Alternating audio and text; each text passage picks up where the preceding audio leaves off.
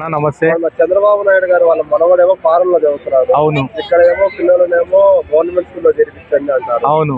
So ఇది ఎంతవరకు correct అంటారు? అసలు ఇది టోటలీ రాంగ్. ఇది అలా మన్మోళ్ళేమో అమెరికాలో చదువుతున్నారు మంచిగా హై స్టాండర్డ్ ఇంగ్లీష్ మీడియంలో. మన పిల్లలకు వచ్చేసి గవర్నమెంట్ స్కూళ్ళలో చదువుమంటున్నారు. అసలు నేను చంద్రబాబు నాయుడు గారికి ఒక రిక్వెస్ట్ చేస్తున్నా, మీరు ఎంతో పెద్ద లీడరు, మీ మనమోడిని గవర్నమెంట్ ఆంధ్రాలో ఏదైనా గవర్నమెంట్ కాలేజ్ స్కూల్లో జాయిన్ చేయించి ప్రతి ఒక్క ఆంధ్ర స్కూల్ని మీరు హై క్లాస్ అమెరికాలో ఎలా అయితే గవర్నమెంట్ స్కూల్ ఉన్నాయి దాన్ని మొత్తం ఆంధ్రాలో మొత్తం మార్చేయండి. లేదు అంటే ఇంకా అలా కుదరదు సార్. మీరు ఫస్ట్ మీరు మారండి, తర్వాత జనాలు ఆటోమేటిక్ మారుతారు. ఆల్రెడీ నరేంద్ర మోదీ గారు చెప్తున్నారు, ఆయన చేస్తున్నారు కూడా. మీరు కూడా ఏదైతే చెప్తున్నారో దాన్ని మీరు ఫస్ట్ మీ ఇంట్లో ఇంప్లిమెంట్ చేసి తర్వాత మా మీద ఇంప్లిమెంట్ చేయండి, అప్పుడు అది కరెక్ట్ అవుతుంది.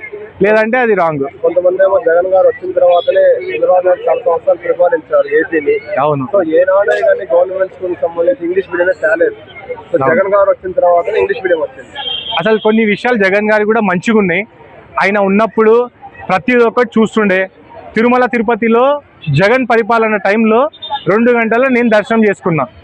ఇప్పుడు 16 గంటలు 24 గంటలు అవుతున్నది.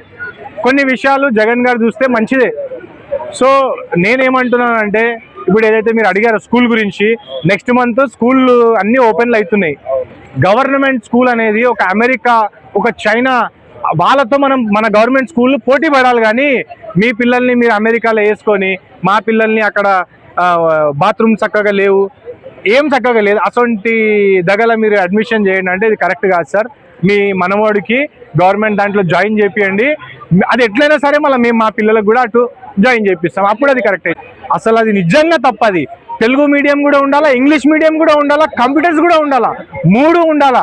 అది ఏం లేకుండా ఖాళీ తెలుగు మీడియమే చదవాలా మీరు అంటే అది కరెక్ట్ కాదు సార్. ఇప్పుడు మన తెలుగు పిల్లలు మొత్తము అమెరికా వరకు పోతున్నారు. మనకి ఇంగ్లీష్ కూడా కావాలా, కంప్యూటర్స్ కూడా కావాలా. మీరు ఎడ్యుకేషన్ 100 సంవత్సరాల పాత ఎడ్యుకేషన్ ఇప్పటికీ అట్లనే పెడతా అంటే కుదరదు. మీరు ఎడ్యుకేషన్ని కూడా మార్చండి. ఇంగ్లీష్ మీడియం ప్రతి ఒక్క స్కూళ్ళల్లో మీరు ఇంగ్లీష్ మీడియం పెట్టండి. ఇప్పుడు ఒక ప్రైవేట్ స్కూల్లో ఇంగ్లీష్ మీడియం చదవాలంటే లక్షల ఫీజు కట్టాలా.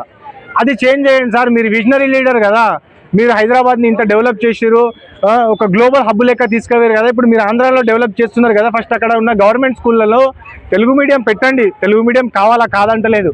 అలానే ఇంగ్లీష్ మీడియంకి కూడా ప్రయారిటీ ఇవ్వండి. అది ఇచ్చిన తర్వాతనే మార్పు వస్తుంది.